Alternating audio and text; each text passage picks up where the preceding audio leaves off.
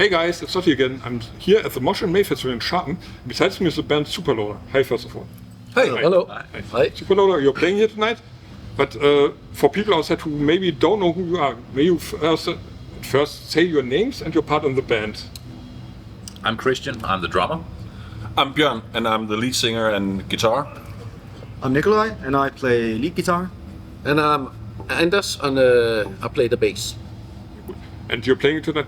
How would you describe SUPERLOADER to someone who never heard of you? What's your music? What's your feeling, maybe? Well, some kind of hard rock. Is it a little grungy? Yeah. Is it? Yeah. I think so. I think hard rock grunge thing. Metal. Sometimes. Big melting pot of punk and rock and Classic but punchy. yeah. Yeah. Everything that works. And a little funk. Yeah. Yeah. Not that's a little of everything. Yeah. Good. And you're from Denmark? Yeah. Yes. So did you travel last night or today? Yeah. We drove from Copenhagen yesterday night. Yesterday about Midnight. Yeah. Midnight. Yeah. midnight. So you have done some sleep and now you're relaxed? Yeah. We had an early check-in on our hotel, and so we're fresh now. And I think we can't tell the whole story. We are around since, I think, 2016, or at least your first album was 2016. Like? Yeah, but the band for real, as it is now, is around 2020. Oh, okay. Yeah. So this is where it starts. How it's like that today. So maybe can you tell me? This is a good thing. How did this restart work? What was the reason that you said, okay, we'll have some new? Well, a lot of things happened, but pretty much COVID happened, and some of the former members left the band, and Nicolaj and I decided to continue, and we knew these guys and called them up, and actually we had it was like some kind of opportunity we had to actually make the band as we wanted to. So yeah, it was a pretty obvious choice for us to call them up. Now this is the current lineup, and I think you have done some shows before. So maybe what have been your highlights since then, since 2020? Oh, that's a big question. Since 2020. Yeah. I think when you guys joined the band, that was the highlight. We did some shows with another kind of Danish. big Danish band called Magtens Korridor. Yeah, we had a small run with them, and You did. we've had some festivals, and we've been to Norway and Holland and stuff like that. So yeah, Yeah. And some Yeah. great support gigs as well. some great gigs. Yeah, we've supported Pretty- Pretty Mates. Yeah. Oh, Yeah. Royal Hunt. Yeah. The Royal Hunt. Yeah. Royal Yeah, Hunt, not- yeah. Yeah. Yeah. there are big names here. Yeah. Yeah. Yeah. Great. And now you're here at Mosh'n'May. And did you know the festival before? Not really. But I think you feel right. Is it cool here? How do you Yeah, it's really nice. Yeah. Yeah. So Like far, it's an awesome experience. I think you're a little bit excited probably because you're playing in, I think, an hour or something. Yeah. Played 9. 2 hours. Yeah. 2 hours. But, okay. 9 o'clock. It's still a little bit time. And did you meet up some people here, talk to them? Yeah, we already talked to some of the bands because we are sharing some of the music gear and stuff like that. So we actually already talked with Bokassa and so yeah, we talked to someone, but we don't know much yet.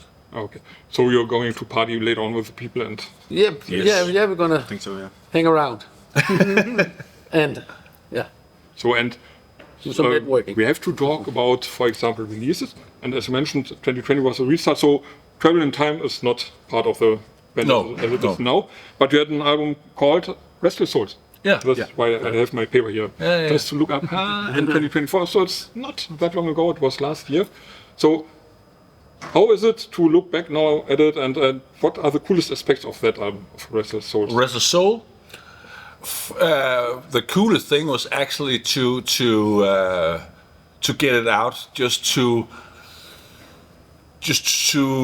how can I explain it? To start a new chapter, because the next the latest EP is actually a whole different thing, because The Restless Soul.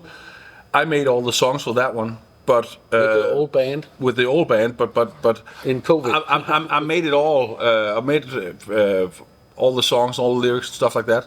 And as it is now, we all do it together. So it's the progress is way more dynamic and way better. And somehow we all get our sayings in the songs, and it's just bigger and better now.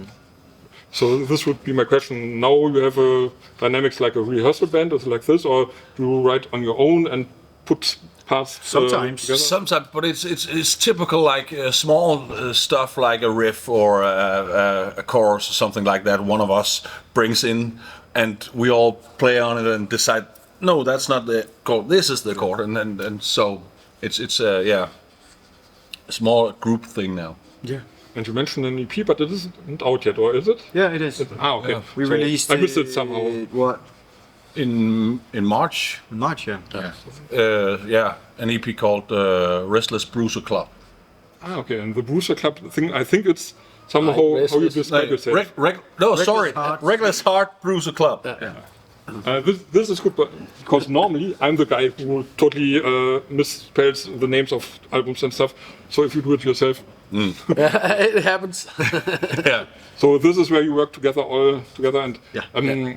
also the lyrics, or is this your part, or how do you? Well, most of the lyrics is my part, but they add on, and sometimes say that you can't say that, and that's rubbish and stuff like that. And I normally got a lyric and show them for them. Sometimes you're stuck and we help sometimes out. I'm stuck, and sometimes it's just rubbish. I'm singing, so we all take a part in it. Yeah. One of the fun parts actually for the EP, I think, was that at some points some of us came up with the melodies, and then you had something to kind of write your words. Yeah. You know? Yeah. And that's a big difference as well. Yeah, exactly. Okay, so normally when you write something, the lyrics are the first, or It's totally different from song to song, because sometimes I got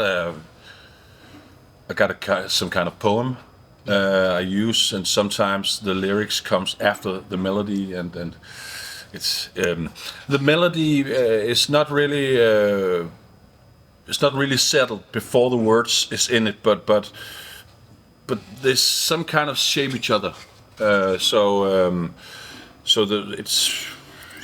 it's different from song to song. Yeah.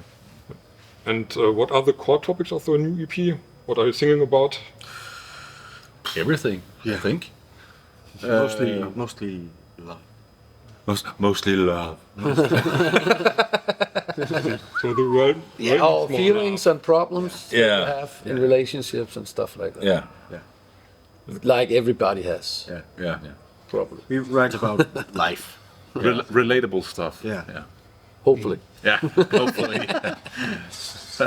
And is this something you talk about in the tour bus as well? For example, what your relationships are like, or Oh yeah. is it like Yeah. Yeah. There's a lot of time in the tour bus. We drove like 9 or 10 hours last night, and there's a lot of talking in these hours. cool? But I have to ask, did you also listen to music on the travel? Did you have- Sometimes. Yeah, if there's a proper stereo in the car. Yeah, that's right. And what, for example, are the things you listen to when you are driving together? Where can you say every one of you is fine with it? There's a lot of stuff. Yeah. Queens of the Stone Age. Last time we heard something together was actually not this trip, but the one Foo a couple of weeks ago. Fighters. Yeah, Foo Fighters, Queens of the Stone Age, metal sometimes, and everything pretty much. A lot of stuff. Yeah. And is this something, for example, when you're listening to it, that you discuss about? So, like, how did he do this on this track, or could we maybe do something different, or somehow similar? I think we had when we went to Norway last time. When we drove back to Denmark, we had this couple of hours where we first you put on some songs, and then Anders put on some songs, and we were talking about bands that we grew up with and listened to, and how the experience of these bands have changed, and how it inspires. Exactly. Yeah. That's right. That was great. We have to do that more. Inspiration is cool. For me, for example, talks like these are inspiration to see how different people work differently on creative things and stuff. So this is really interesting. And funny thing is, I read a book on the Danish punk and hardcore scene, but back in the 80s. Right. I've done an interview with, and he wrote this book and he gave it to me. It's really cool. So, where would you go nowadays to make party as a rock musician or as a rock fan? For example, in Copenhagen, but also in other parts of Denmark. Where could I go when I travel to Denmark and say, okay, this is where the rock is? Well, it's for the rock scene, but it's not that big in Denmark right now. There is always some small clubs, got some metal and punk, but pure rock, I don't think we really have a scene like that, like back in the 90s and the 80s and stuff like that. Do we? No. We have places, but Yeah, we have places, but It's not like a scene like it was back then. no. That's why we come to Germany. Yeah. And there is a Pumpehus is a place in Copenhagen that has a lot of metal and rock Amager. and Amager. Yeah, there is. yeah. So there's a lot of venues that books, but we don't have like there isn't the specific bars that really do that stuff. So, for example, here we are at the land side. It's really outside, but people here do rock and metal as well. So it's not like this in Denmark. We have some. Not in this size. It's There is but it's, metal festivals. the metal part is bigger in Denmark than the rock scene. Yeah. I would say that. Yeah. Probably here as well.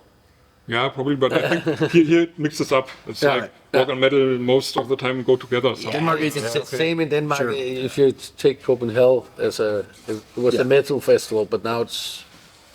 Yeah, that's right. Yeah, they do all sorts of I things now. won't say that Clutch or Bill Gibbons or that's right. metal. No, No, it's like, so. It's of course it's And then again, it's a way smaller country than, for example, Germany. So the scene is also smaller. Yeah, there's not that many people to show up. So this is just a bigger scale, I think. Yeah. So yeah. Yeah, it's like me, for example, I come from the Ruhr area. Yeah. So from Duisburg, and there's also Essen and stuff. We have many venues and many clubs and many bands as well coming from there. Yeah. And it's a cool area to do rock and metal. Yeah. Okay. But I probably think that in Denmark there's a lot of bands. Yeah. Really a lot of bands, but not that many venues. All want to play in a band. Yeah. I think Scandinavia in general has many great bands going to Sweden or Norway as well. Yeah. There's another Finland thing maybe as well, for this. Finland, Cool. And I have to ask when we talk about this, so what do you really love about touring or playing in Germany? Like here, for example, are there other things that really The music. It's all about the music. Of course, it's nice to travel around with your good friends, but it's it is about the music, and it's the but it's good to here in Germany. There's always things are in order, and you kind of have count of time. And more south you go, it's kind of a little more organized. But I like that with Germany. Yes, you would. And I talked to some British musicians, for example. They like that backstages here are organized and clean and Right. Yeah. Some places in Germany. yeah. That's like that everywhere. Yeah. But the Germans normally are somehow organized. Right. Yeah. Yeah, definitely. And now you are going to play in, you said 2 hours. So what's important to you to get in mood, to really be on point, to say, okay, this will be a great night? Instruments. Yeah. That's really important. You know a cappella band? No. Not today, at least. No. Maybe tomorrow. We don't know what tomorrow brings. It depends. Sometimes it depends on where you are, and because it's if there's a place where you can just be yourself, and there's no noise, you go there, and if you have to sit in there, well, it's fine. Then I sit there and drink a beer, or just relax and try to.